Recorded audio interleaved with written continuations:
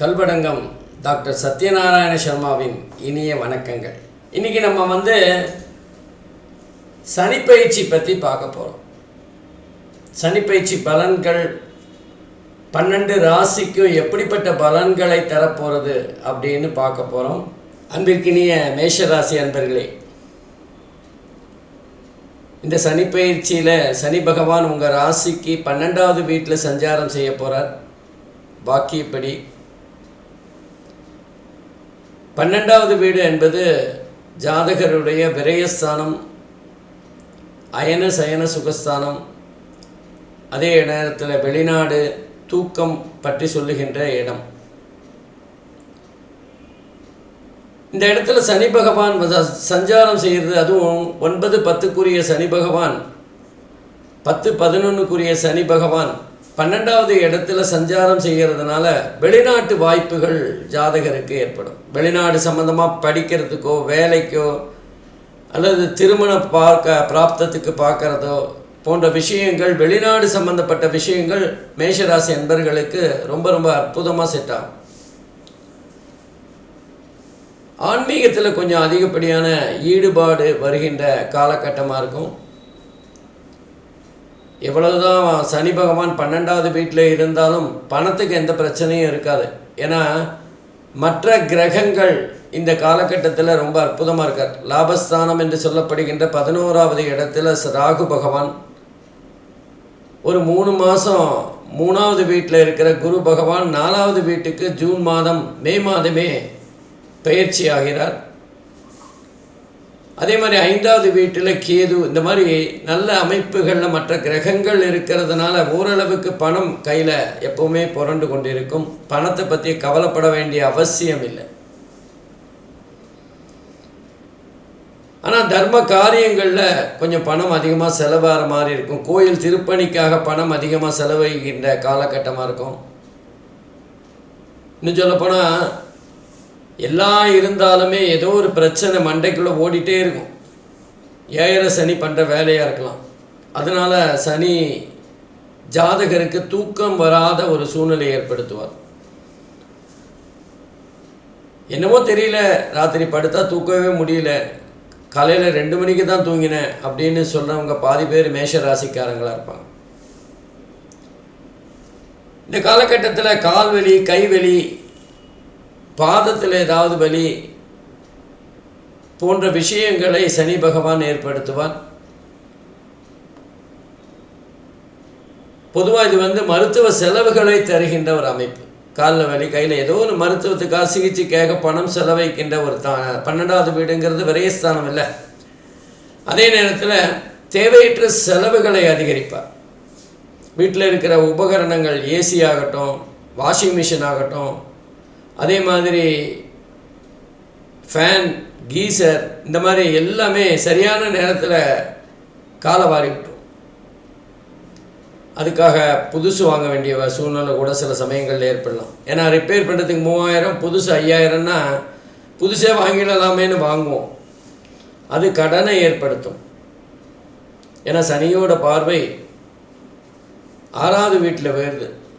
அதனால் ருணருத்ர ரோகஸ்தானம்னு சொல்லப்படுகின்ற அந்த இடம் கொஞ்சம் பலமாயிடும். கடன் வாங்கி ஆடம்பரமாக செலவு செய்கின்ற ஒரு தன்மையை பார்க்கலாம். தேவையில்லாத நம்ம பேச்சு சில பேரை எதிரிகளாக மாற்றிடும். சின்ன சின்ன காலில் அடிபடுறதான போன்ற விஷயங்கள் ஏற்படக்கூடிய காலகட்டமாக கூட இருக்கலாம். பொதுவாகவே மேஷராசி அன்பர்கள் கடினமாக உழைக்கக்கூடியவர்களாக இருப்பார்கள். இந்த காலகட்டத்தில் ஏழரை சனி காலகட்டத்தில் கடினமாக உழைத்து கடைசியில் அது நல்ல பலனை தருகின்ற ஒரு சூழ்நிலையை பார்க்கலாம். மாணவர்களுக்கு முதல் ஆஃப் கொஞ்சம் கஷ்டப்பட்டு அதுக்கப்புறம் நல்லா படிக்கின்ற சூழ்நிலையை பார்க்கலாம். முதல்ல கொஞ்சம் டைவர்ஷன் இருக்கும், தேவையில்லாத விஷயங்களில் தலையிடுறது, படிப்பில் ஆர்வம் கம்மி மாதிரி காட்டுறது போன்ற விஷயங்கள் இருக்கலாம்.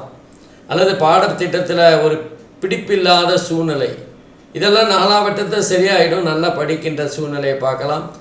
இருந்தாலும் சராசரியான படிப்பைத்தான் சனி பகவான் இந்த காலகட்டத்தில் தரப்போகிறார். ஆனால் குரு 4க்கு வரும்போது அது சிறப்பான படிப்பாக மாறும். அது ஜூனுக்கு பிறகு 4வது வீட்டுக்கு குரு பயிற்சியாகி வருகின்றார். அதே மாதிரி மாணவர்களோட படிப்பு அப்படின்னா ஓகே பரவாயில்ல, மோசம் இல்லை அப்படின்னு சொல்கிற மாதிரி தான் இருக்கும். 11வது இடத்துல ராகு இருக்கிறது ஜாதகருக்கு பல விதங்களில் பண வரவை அதிகரிப்பார். நல்ல வியாபாரம் செய்கிறவங்க, தொழில் செய்கிறவங்க, இன்னும் சொல்லப்போனால் ராகு சம்மந்தப்பட்ட விஷயங்கள், எக்ஸ்போர்ட் இம்போர்ட் பண்ணுறவங்க, ஷேர் மார்க்கெட்டில் ஈடுபடுறவங்க, அதே மாதிரி கம்யூனிகேஷன் சம்மந்தமாக ஏதாவது வியாபாரம் செய்கிறவங்க, இன்னும் சொல்லப்போனால் டிஜிட்டல் மார்க்கெட்டிங் பண்ணுறவங்க, இவங்களுக்கெல்லாம் இந்த காலகட்டத்தில் அபரிமிதமான பணம் கையில் வந்து சேரும். நம்மளே எதிர்பார்க்கல இவ்வளோ வருமே அப்படின்னு ஆச்சரியப்படுற மாதிரி இருக்கும். அதே நேரத்தில் சனியோட பார்வை அப்படின்னு பார்த்திங்கன்னா 2, 6, 9 ஆகிய இடங்களில் போயிடுது. மேஷ ராசிக்கு 2வது வீடு, 6வது வீடு, 9வது வீடு. இந்த 9வது வீடு சனியோட பார்வை வீடுறதுனால கொஞ்சம் பிரச்சனையாகி ஜாதகர் படிக்காத மாதிரி இருக்கும் அப்படின்னு சொன்னோம். ஆனால் அதே 9வது வீட்டை குருவும் தன்னுடைய 7வது பார்வையாக பார்க்கறதுனால ஒரு மாதிரி சமாளித்து அதுலேருந்து வெளியில் வந்துடுவார் ஜாதகர். ஆனால் சனியோட 2வது வீடு அப்படிங்கிறது தனஸ்தானம், குடும்பஸ்தானம், வாக்குஸ்தானம்னு சொல்லுவோம். தேவையில்லாத பேச்சு, ஏதாவது நம்ம நல்லதுக்கு சொன்னால் அது வேறு மாதிரியாக பகையாக எடுத்துக்கொள்ளுகின்ற ஒரு சூழ்நிலை, எதிரிகளை உருவாக்குகின்ற வாய், கையில் இருக்கிற பணத்தை தேவையில்லாமல் செலவழிக்கின்ற ஒரு சூழ்நிலை, குடும்பத்தில் சின்ன சின்ன பிரச்சனைகள். அதே மாதிரி 6வது வீடு ருணருத்ர ரோகஸ்தானம்னு சொல்லப்படுகின்ற வகையில் இருக்கிறதுனால 2, 6 ஆகியவை கொஞ்சம் பணம் சம்பந்தமான விஷயங்களில் ஜாதகருக்கு நஷ்டத்தை ஏற்படுத்தலாம். கொஞ்சம் கவனமாக இருக்கணும். ஒரு தடவைக்கு 2 தடவை யோசித்து எந்த முடிவையும் எடுக்கணும். அதே நேரத்தில் 9வது வீடு படிப்பு சம்பந்தமான விஷயங்களில் ஜாதகர் கொஞ்சம் தடுமாற்றத்தை தந்து அதுக்கப்புறம் அதை சரி செஞ்சிருவார். தந்தையார் விஷயத்தில் கொஞ்சம் சொன்னபடி கேட்காத ஒரு சூழ்நிலை இருக்கும். வெளிநாடு சம்பந்தப்பட்ட விஷயங்கள் எல்லாமே நல்லாயிருக்கும். சில பேர் காதலித்து திருமணம் செய்கின்றவர்கள் ஜாதி மாறி திருமணம் செய்கின்ற ஒரு சூழ்நிலை கூட ஏற்படலாம். மொத்தத்தில் மேஷ ராசி அன்பர்களுக்கு சரராசியான காரணத்தினால் மிகப்பெரிய கஷ்டங்கள் வரும், கெடுபலன்கள் வரும் அப்படின்னு நம்ம அறிமுகத்தில் சொன்னோம். ஆனால் அவ்வளவு பெரிய கஷ்டங்கள்லாம் வராது. 7 சனியாக இருக்கிறதுனால திருமணம் ஆகிறதுக்கான வாய்ப்புகள் மே மாதத்துக்கு பிறகு மேஷராசி என்பர்களுக்கு பலமாக இருக்குது. பெரிய அளவில் பிரச்சனைகள் வராது. மற்ற கிரகங்கள் ரொம்ப அனுகூலமாக இருக்கிறதுனால சனியோட கெடுபலன்களை ஓரளவுக்கு சமாளிச்சிடலாம். நன்றி, வணக்கம். அன்பிற்கினிய ரிஷபராசி அன்பர்களே, இந்த சனி பயிற்சி எப்படிப்பட்ட பலன்களை உங்களுக்கு தரும் அப்படின்னு பார்க்கலாம். ரிஷபராசிக்கு 11வது வீட்டில், அதாவது உபஜயஸ்தானம் என்று சொல்லப்படுகின்ற இடத்துல சனி பகவான் சஞ்சாரம் செய்வது மிக மிக சிறப்பு. சனியை பொறுத்தவரை 3, 6, 10, 11 ஆகிய இடங்களில் நல்ல பலன்களை தரக்கூடிய இடங்கள். அதுவும் குறிப்பாக ரிஷபராசிக்கு 11வது வீடு லாபஸ்தானம். அந்த இடத்துல சனி பகவான் சஞ்சாரம் செய்வது என்பது ரிஷபராசிக்கு நன்மைகளை கூட்டி தருகின்ற ஒரு செயலாகும். 10ல் ஏற்கனவே ராகு பகவான் இருக்கார். 2வது வீட்டில் குரு பகவான். அதே மாதிரி ரிஷபராசிக்கு 4வது இடத்தில் கேது பகவான். இந்த அமைப்பு என்பது ரிஷபராசிக்கு மிகப்பெரிய லாபத்தை ஜூன் மாதம் வரைக்கும் தரும். ஜூனுக்கு அப்புறம் குரு பகவான் 3வது வீட்டுக்கு போயிடுறார். பண வரவு என்பது ஜூனுக்கு அப்புறம் கொஞ்சம் குறையலாம். பட் கையை கடிக்கிற மாதிரியெல்லாம் இருக்காது. ஏன்னா லாபஸ்தானத்தில் சனி பகவான் சஞ்சாரம் செய்கின்றார். எங்கே பிரச்சனை வரும்னா நல்லதே நமக்கு சில கஷ்டங்களை தருகின்ற அமைப்பு. உதாரணமாக கடினமாக உழைத்து சம்பாதிக்கின்ற போது நமக்கு ஓய்வே கிடைக்கலையே அப்படின்னு ஒரு ஏக்கம் வரும் பாருங்க, அந்த மாதிரியான ஒரு விஷயம். காரணம் என்னென்னா, தொழில் செய்கின்ற இடத்துல லாபம் அதிகமாக கிடைக்கும். காற்றுள்ள போதே தூற்றிக்குள் அப்படிங்கிற மாதிரி நமக்கு லாபம் அதிகமாக வரும்போது கடினமாக உழைக்க வேண்டிய அவசியம். நம்ம உடம்பு ஓரளவுக்கு தான் ஒத்துழைக்கும். அதுக்கப்புறம் அப்பா விட்றா சாமி, பணம் கூட வேண்டாம், எனக்கு உடம்பு நல்லபடியாக இருந்தால் போகிறோம் அப்படிங்கிற ஒரு எண்ணம் வரும் பாருங்கள். அந்த நிலைமையைத்தான் இந்த சனி பகவான் இப்போ ரிஷபராசி என்பர்களுக்கு தரப்போகிறார். சமூகத்தில் ஒரு அந்தஸ்து கிடைக்கும். அதே நேரத்தில் பொறுமையாக ஒரு விஷயத்தை அர்ப்பணிப்போடு செய்கிறதுல ரிஷபராசி என்பர்கள் இந்த காலகட்டத்தில் பெரிய அளவுக்கு பெயர் வாங்குவாங்க. அவங்களோட கனவுகள், லட்சியம், குறிக்கோள் எல்லாமே நிறைவேறக்கூடிய காலகட்டம் அப்படின்னு சொல்லலாம். திடீர்னு யோகம் வரும். எந்த நேரத்தில் எது நடக்கும்னு சொல்ல முடியாது. எதிர்பார்த்ததை விட மிக அற்புதமான யோகங்களை திடீர்னு பெறலாம். குறிப்பாக சனியோட காரகம் பெற்ற தொழில்களான இரும்பு,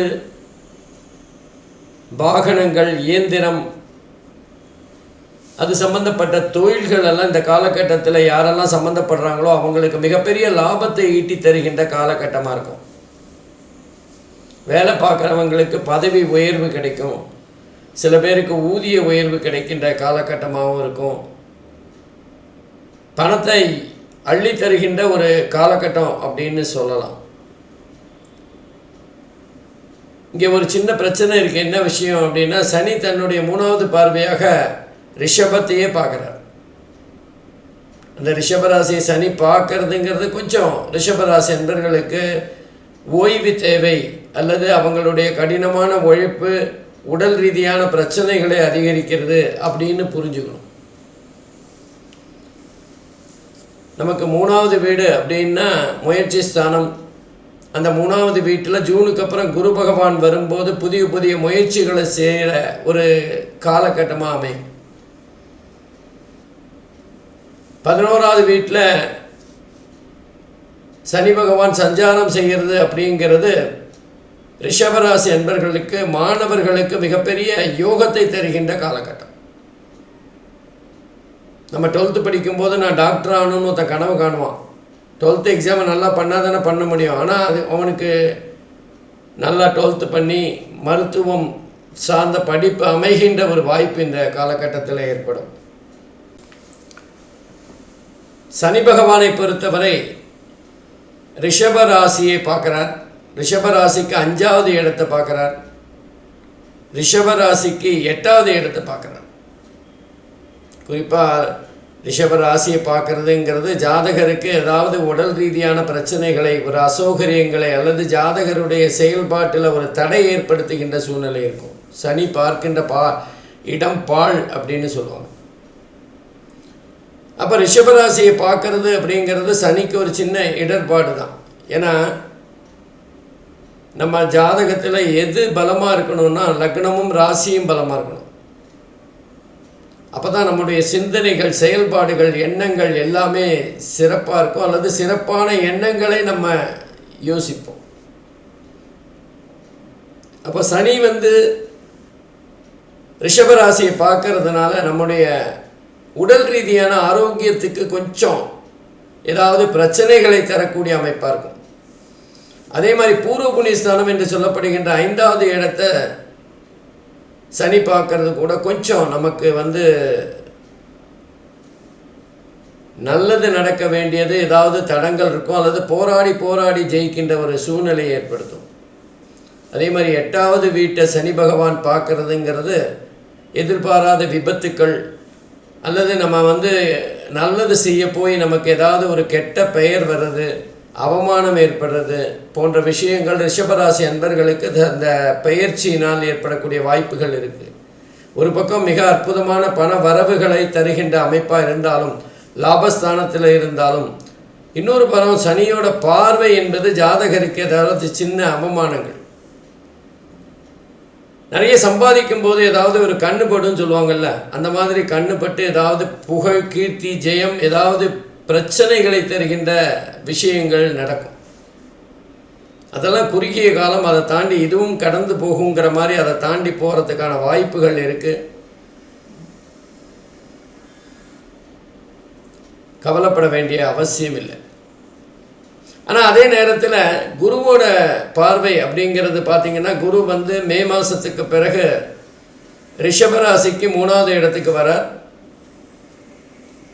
அந்த இடத்துலேருந்து குரு பகவான் தன்னோட 5வது பார்வையாக 7, 9, 11 ஆகிய இடங்களை பார்க்குறார். ரொம்ப அற்புதமான பார்வை. குருவோட பார்வை அனைத்து தோஷங்களையும் நிவர்த்தி செய்யும்னு சொல்லுவாங்க. அந்த வகையில் குரு ஒரு திருமணத்தை இந்த காலகட்டத்தில் ரிஷபராசி என்பவர்களுக்கு ஏற்படுத்துவார். பாக்கியஸ்தானத்தை பார்க்கறதுனால மேல் படிப்பு அல்லது வெளிநாடு செல்வது போன்ற விஷயங்களுக்கு ஜாதகருக்கு ஏற்படுத்துவார். 11வது இடம் லட்சியம் குறிக்கோள் நிறைவேறுகின்ற ஒரு சூழ்நிலையை குரு பகவான் ஏற்படுத்தி கொடுப்பார். ஆகவே இந்த இடத்துல சனியோட பார்வை மிகப்பெரிய அளவில் இல்லைனாலும் குருவோட பார்வை ரிஷபராசி அன்பர்களுக்கு அற்புதமாக இருக்கிறதுனால ரிஷபராசி அன்பர்களுக்கு ஒரு கலப்படமான பலன்களை இந்த சனி பயிற்சி காலங்களில் கிடைக்கக்கூடிய வாய்ப்புகள் இருக்குது. நன்றி, வணக்கம்.